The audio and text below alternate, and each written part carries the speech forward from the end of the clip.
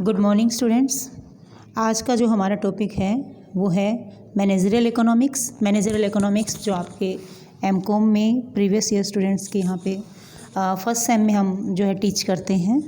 Managerial economics में आज हम इंट्रोडक्टरी पार्ट है हमारा, आज इंट्रोडक्शन देखेंगे। मैनेजरियल इकोनॉमिक्स क्यों यूज़ होती है, क्या नेचर है, क्या स्कोप है, क्या यूजेस हैं उसके, आपके कॉमर्स फील्ड में हम इकोनॉमिक्स को कैसे ये दोनों मतलब एक दूसरे को कैसे सपोर्ट करते हैं दोनों डिसिप्लिन। जैसा कि आप सब लोग जानते हैं कि इकोनॉमिक्स एक डिफरेंट स्ट्रीम है एंड मैनेजमेंट है जो कॉमर्स है वो अलग स्ट्रीम है। स्टिल हम इकोनॉमिक्स की थ्योरीज़, उनके प्रिंसिपल्स, उनके जो अलग अलग जो कह सकते हैं कि हम टूल्स हैं, टेक्निक्स हैं, मेथड्स हैं, क्वांटिटेटिव हैं, क्वालिटेटिव हैं, वो हम यूज़ करते हैं बिज़नेस के अंदर, अपने कॉमर्स फील्ड के अंदर। हम मैनेजमेंट है जो हमारी टॉप लेवल मैनेजमेंट है वो इन थ्योरीज़ को कैसे यूज़ करती हैं। तो इसमें सबसे पहले हम देखते हैं कि अपने आप में मैनेजरियल होता क्या है। Managerial is related to management. इसमें जो उसके बेसिक फंक्शंस होते हैं, आपका प्लानिंग से रिलेटेड है, चाहे ऑर्गेनाइजिंग है, चाहे डायरेक्टिंग है, ये सारे डिफरेंट उसके फंक्शंस हैं। और उनमें सबसे जो इम्पोर्टेंट पार्ट रहता है वो रहता है हमारा डिसीजन मेकिंग का, फोरकास्टिंग का, प्लानिंग का, जो हमारी टॉप मैनेजमेंट परफॉर्म करती है।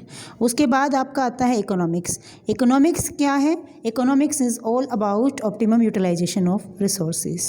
उसमें चाहे आप किसी कंट्री के बिहाफ पे उसको स्टडी करते हैं, चाहे किसी ऑर्गेनाइजेशन के बिहाफ पे उसको स्टडी करते हैं, इकोनॉमिक्स से हम जो है लर्न करते हैं इसके डिफरेंट टूल, टेक्निक्स, जो अलग अलग फार्मूलाज हमारे पास होते हैं। हम ये लर्न करते हैं कि हम रिसोर्सेज का जो है बेहतर यूज़ कैसे कर सके। उसमें आपके ह्यूमन रिसोर्सेज भी आ जाएंगे, मैन, मटेरियल, मनी, किसी तरीके के भी हमारे रिसोर्सेज हो सकते हैं। तो अगर इन दोनों ही वर्ड को कंबाइन किया जाता है, मैनेजरियल एंड इकोनॉमिक्स दोनों को ही कंबाइन किया जाता है, तो हमारा मैनेजरियल इकोनॉमिक्स जो है एक जो हमारा एक हम सब्जेक्ट स्टडी करते हैं वो निकल के आता है। फिर उसके बाद हम देखेंगे कि जो मैनेजरियल इकोनॉमिक्स है उसमें कौन कौन से ऐसे आपके कॉन्सेप्ट हैं जो यूज़ होते हैं। जैसे इसमें सबसे पहले आपका आ जाएगा इकोनॉमिक कॉन्सेप्ट। इकोनॉमिक कॉन्सेप्ट्स हैं, इनमें चाहे managerial decision making, decisions, management decision problems हैं, decisions sciences, tools and techniques हैं, उन सबको मिला के जो हम यूज़ करते हैं to solve the problems in the management through the use of economical concepts. उनके जो वैसे टूल टेक्निक्स हैं, उनकी साइंसेस, उनके एनालिटिकल्स की जितने भी टेक्निक्स हैं, उन सबको मिला के हम इकोनॉमिक प्रॉब्लम को सॉल्व करते हैं और जो एक बेटर एक जो सॉल्यूशन है किसी भी प्रॉब्लम का उस तक पहुंचने की कोशिश करते हैं। इसमें कॉन्सेप्ट में आप इंक्लूड कर सकते हो, थ्योरी हैं बहुत सारी, मार्केट से रिलेटेड थ्योरी हैं जिसमें आपका आ जाएगा परफेक्ट मार्केट, आ जाएगा मोनोपोली है, ओलिगोपोली है, उन सब मार्केट स्ट्रक्चर से रिलेटेड आ जाएगा। आपकी theory related to the consumer आ जाएगा। इस थ्योरी में आप इंक्लूड कर सकते हैं आपका कंज्यूमर सरप्लस है, इंडिफरेंस कर्व आएगा। इंडिफरेंस कर्व में आप कैसे जो है कस्टमर अपने एक लिमिटेड बजट में मैक्सिमम सेटिस्फेक्शन लेने की कोशिश करता है। Theory related to the firms आ जाएंगी, फर्म से रिलेटेड थ्योरी, आपकी प्रोडक्शन रिलेटेड थ्योरी आ जाएंगी बहुत सारी, cost related theory, demand and supply से रिलेटेड थ्योरी। फिर आते हैं हमारे डिसीजंस प्रॉब्लम्स, कौन कौन से आते हैं आपकी, लेबर को हायर एंड ट्रेन करना है, इन्वेस्टमेंट से रिलेटेड है, कोई मेक और बाई डिसीजंस है, या फिर कोई प्रोडक्शन से रिलेटेड टेक्निक है, इन्वेंट्री लेवल को कैसे मैनेज करना है, इन्वेंट्री कैसे मैनेज करना है, उससे रिलेटेड है। फिर आपके आ जाते हैं कि decision science, tools and techniques of analysis में आपका, उसमें हमारी सारी थ्योरीज, सारे जो हमारे एनालिटिकल फार्मूलाज हैं, ये आपका फोरकास्टिंग टेक्निक्स वगैरह हैं, वो सभी तीनों चीज़ों से ही मिला के हम अपने इकोनॉमिक कॉन्सेप्ट को लेके, टूल टेक्निक को लेके, उनके रिलेटेड प्रॉब्लम्स को का जो है एक सॉल्यूशन निकालते हैं और through the use of managerial economics किसी भी प्रॉब्लम का जो है एक सॉल्यूशन प्रिपेयर किया जाता है। उसके बाद अगर हम डिफरेंट डेफिनेशंस देखें, जैसे अभी हम एक डेफिनेशन बहुत जो फेमस है T.J. वेबस्टर्स की देखते हैं कि managerial economics is the synthesis of micro economics theory and quantitative methods of find optimal solution to the managerial decision making problem. यहाँ पे जैसे हमने एक वर्ड यूज़ देखा आपने माइक्रो इकोनॉमिक्स, क्योंकि मैक्रो इकोनॉमिक्स जो है वो बड़े लेवल पे होता है। आप किसी कंट्री की पॉलिसी प्रिपेयर करते हो, किसी कंट्री की इकोनॉमी को डिस्कस करते हो।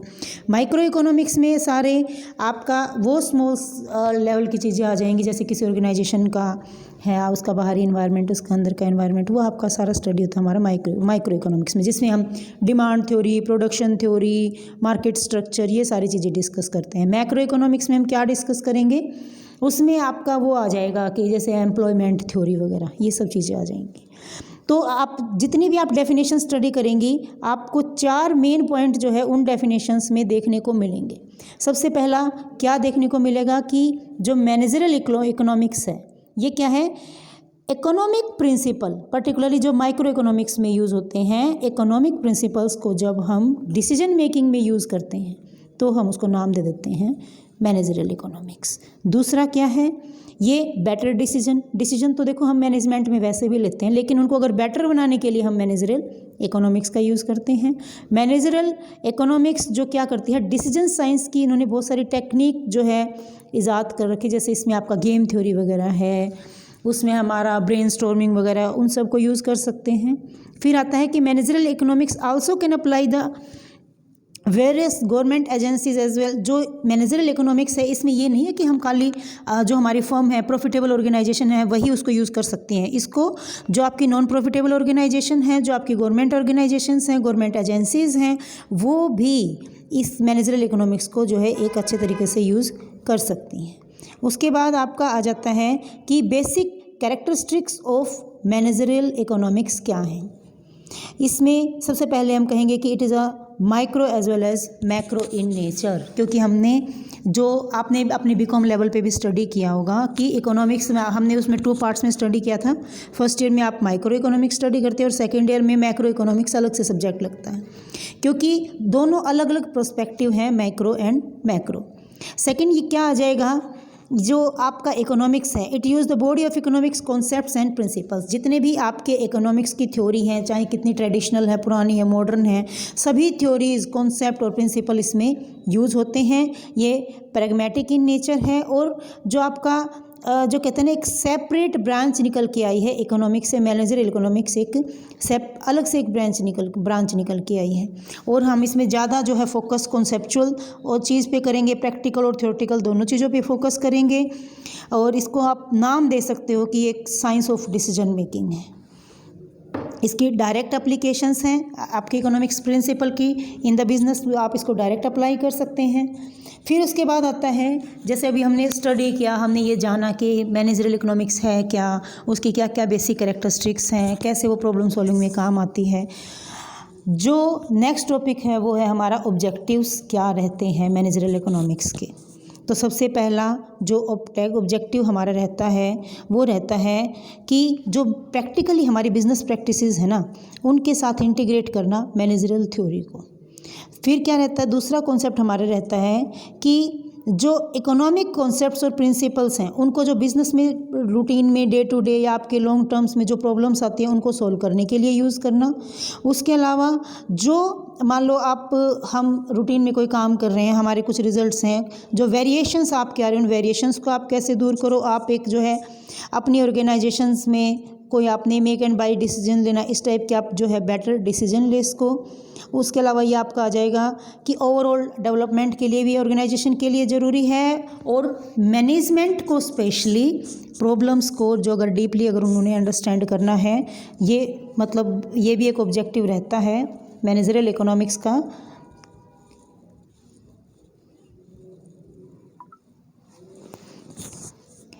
कि मैनेजरल इकोनॉमिक्स का ये भी एक ऑब्जेक्टिव रहता है कि जो मैनेजमेंट है वो बेटर तरीके से उन चीज़ों को, उन प्रॉब्लम्स को समझ पाए। फिर आता है नेचर ऑफ मैनेजरल इकोनॉमिक्स क्या है। फर्स्ट वन जो आप इसमें देखेंगे कि जैसे कि थ्रू ग्राफ इन्होंने क्या समझा रखा है। सबसे पहले मैनेजमेंट डिसीजन प्रॉब्लम, फिर जो डिसीजन साइंस है या एप्लीकेशंस ऑफ जो इकोनॉमिक थ्योरीज़ हैं वो क्या करेंगे, डिस्क्रिप्टिव एंड प्रिस्क्रिप्टिव, 2 नेचर हैं उसके।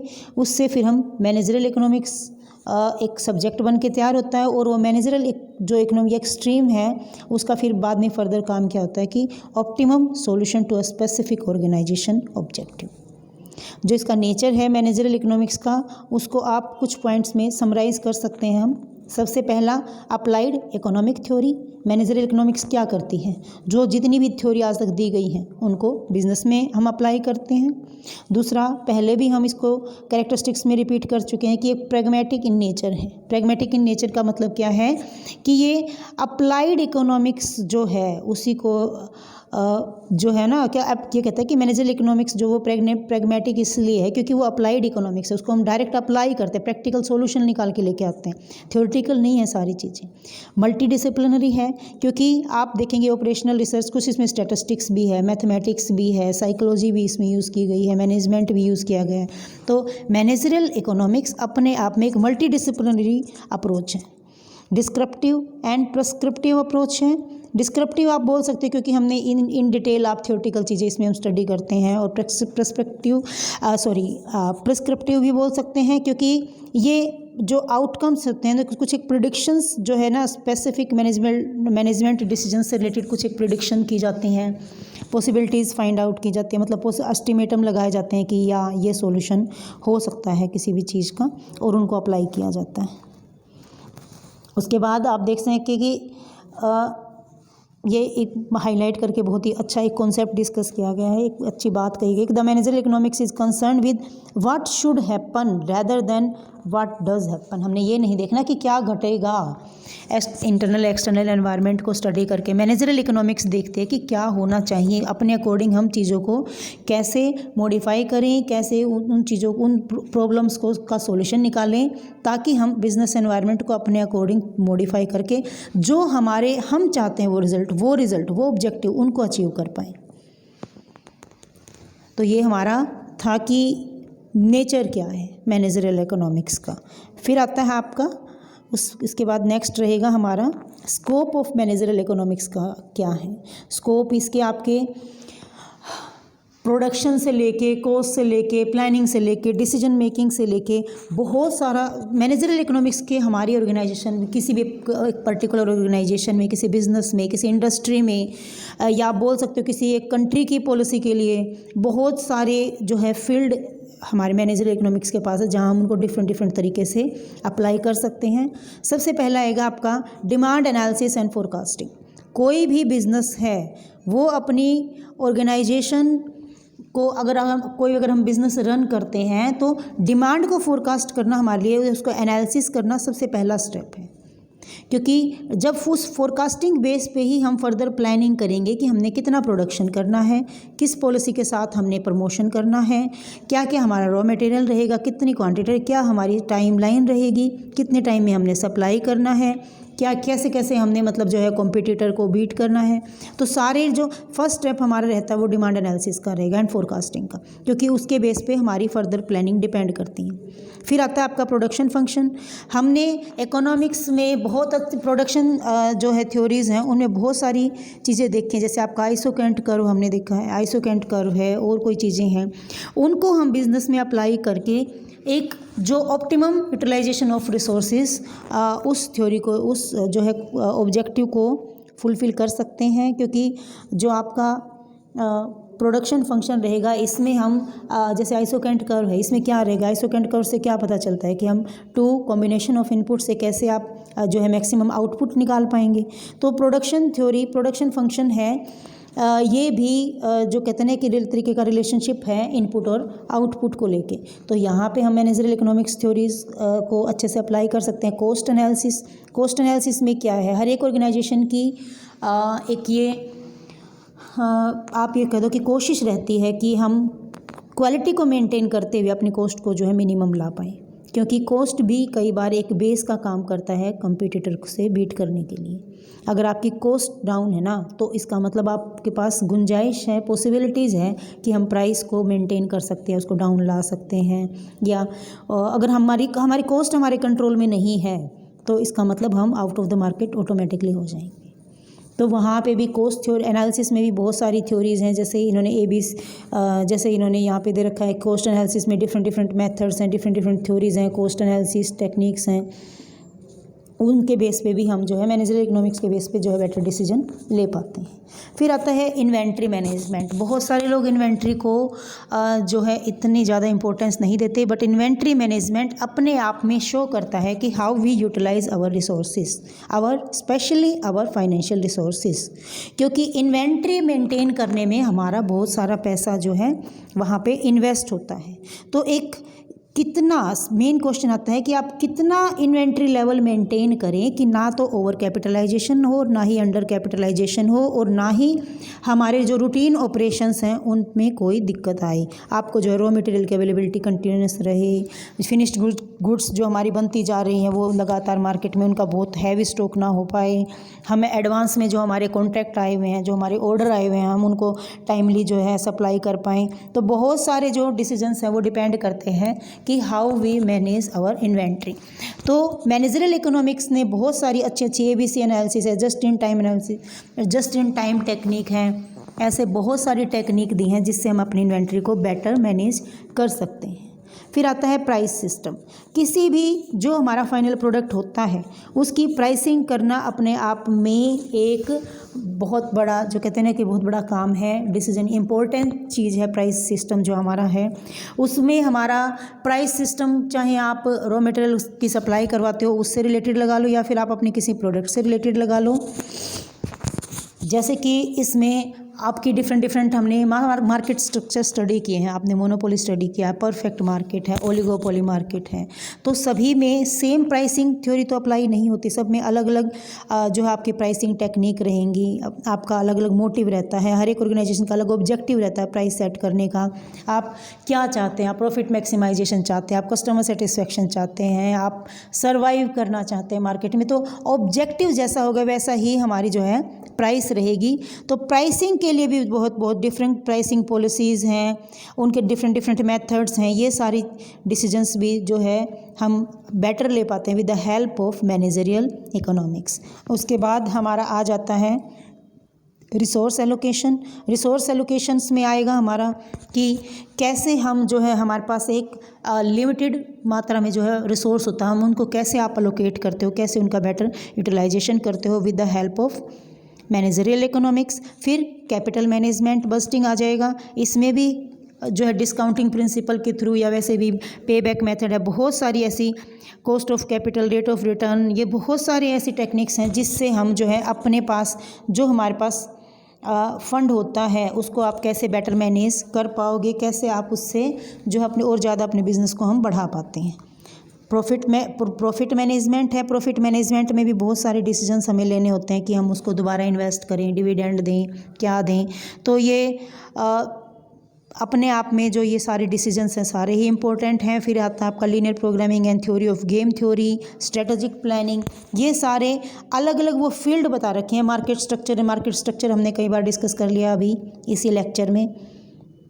ओलिगोपोली और जो है डिग्री ऑफ कंपटीशन क्या है, नेचर ऑफ द मार्केट क्या है, सेलर कितने, नंबर ऑफ द सेलर कितने, नंबर ऑफ द बायर कितने, ये सारी चीज़ें मिलके टाइप ऑफ द मार्केट बताती है कि आप परफेक्ट मार्केट में हैं, आप ओलिगोपोली में हैं, आप मोनोपोली में हैं। और उसी के बेस पे, उन मार्केट कंडीशन के बेस पे ही जो है हम अपनी आगे स्ट्रेटजी डिज़ाइन कर पाते हैं। And last one is objective of the firm. एक फर्म के ऑब्जेक्टिव को डिसाइड करने में भी मैनेजरियल इकोनॉमिक्स का जो है काफ़ी अच्छी भूमिका रहती है, क्योंकि अगर हमारे ऑब्जेक्टिव सही सेट करके चलेंगे तभी हमारे आगे की प्लानिंग जो है सक्सेसफुल इम्प्लीमेंट हो पाएगी। अगर आपका ऑब्जेक्टिव अटेंडेबल नहीं है, आप उसको अचीव नहीं कर सकते, आपने हाई सेट कर दिया, तो वो अपने आप में ऑर्गेनाइजेशन में आपकी जो सेल्स फोर्स है, आपके जो वैसे मैन पावर है, सबको जो एक डिमोटिवेट करने का फैक्टर का काम करेगा। तो ये सारे आपके पास, हमारे पास लगभग 12-13 पॉइंट्स हमने डिस्कस किए हैं कि मैनेजरियल इकोनॉमिक्स का जो हमें एक तरीके से बताते हैं कि कितना जो है सिग्निफिकेंट, कितनी इम्पोर्टेंट है हमारे लिए, मतलब managerial economics in the field of decision making. ये हमारा आज का लेक्चर रहेगा। उसके बाद नेक्स्ट हम 1-2 टॉपिक और कर लेते हैं। फिर आता है आपका relationship between managerial economics with the other discipline. Managerial economics का जो है अदर डिसिप्लिन के साथ बहुत अच्छा तालमेल है, अपने आप में उनका तालमेल होना भी चाहिए। थोड़ा सा हम हिंदी मीडियम का मटेरियल भी ले लेते हैं।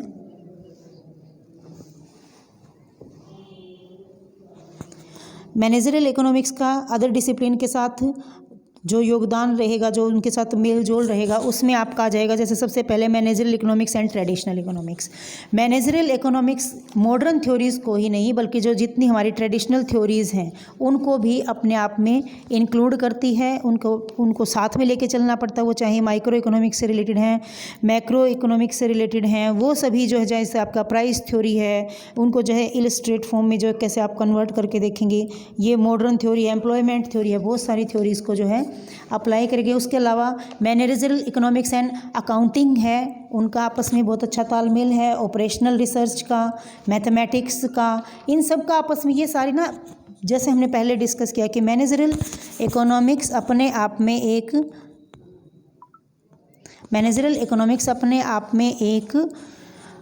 मल्टी डिसिप्लिनरी फील्ड है। इसमें आपका आ जाएगा कि जैसे साइकोलॉजी है, आपका स्टैटिस्टिक्स है, मैथमेटिक्स है, अकाउंटिंग है, ऑपरेशनल रिसर्च है, डिफरेंट जो जितनी डिफरेंट फील्ड है सभी को मिला के ही मैनेजरियल इकोनॉमिक्स बनता है। ऐसा नहीं है कि हमने इसमें केवल इकोनॉमिक्स वाले प्रिंसिपल ही उठाने हैं, क्योंकि ये दो फील्ड मैनेजमेंट और इकोनॉमिक्स दोनों का कॉम्बिनेशन है जो बहुत सारे अलग अलग स्ट्रीम के साथ भी कंबाइन होके चलता है। तो ये हमारा आज का लेक्चर था जो आपको एक इंट्रोडक्शन के लिए मुझे लगता है काफ़ी अच्छे तरीके से हम इसको समझ पाएंगे कि हम मैनेजरियल इकोनॉमिक्स क्यों स्टडी करते हैं। Thank you.